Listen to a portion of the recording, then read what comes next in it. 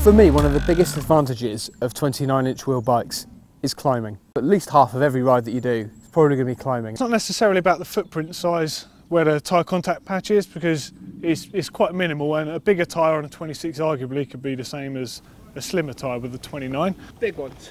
What does help the climbing of a 29-inch wheel bike is the way that the torque that the rider generates is used at the contact patch. With a 26, it's quite spiky. You're punching the power down. If you imagine the torque appearing on a graph, it would look like some sort of weird heart ECG, big torquey spikes at those spiky points.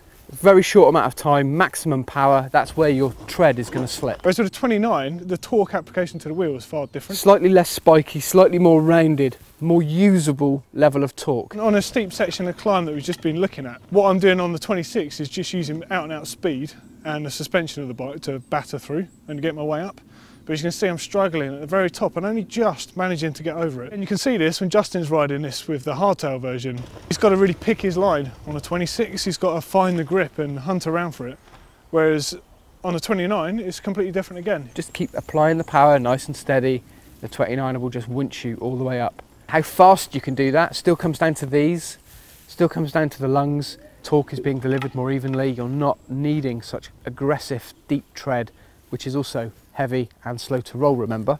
It's one of the key reasons why cross-country riders left, right and centre are heavily considering, if not having already converted, to using a 29er.